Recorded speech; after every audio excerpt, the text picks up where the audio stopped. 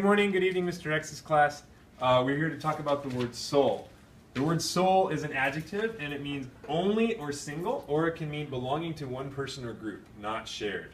So, for definition one, we could say something like, Mr. Ethan is the sole English 4 teacher in the AM, the only one. We use the word the with soul, just like we can say the soul or the only.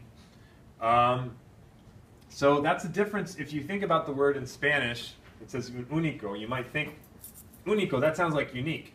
But soul and unique are not exactly the same in English. What's the difference? So the word soul has the. We say it with the. Or like only we can say it with the. But the word unique cannot have the. So Mr. Ethan is the sole English 4 teacher in the AM. I am the only one. There are no other English 4 teachers.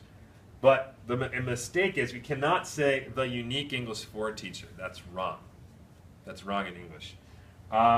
We can't use the with unique. When do we use the word unique? So unique, we could say, Mr. Ethan is unique without the word the. That's correct. But if you say that, that emphasizes that the only one like it anywhere in the world. So it's like, if I am unique, that means there are nobody in the world like me. I'm the only person who tells bad jokes the same way that I do. Nobody else does. So that's what unique is.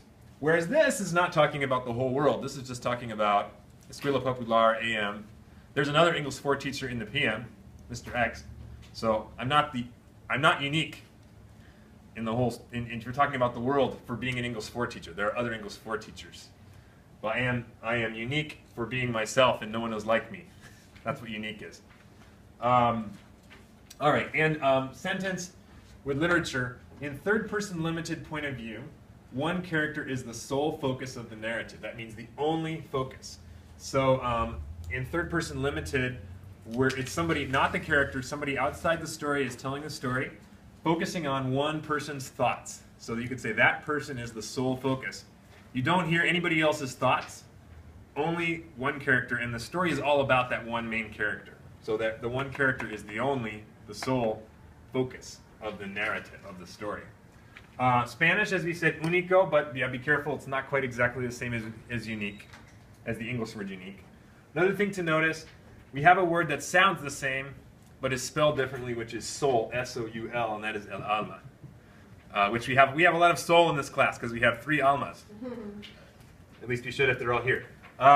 So, word families, solely.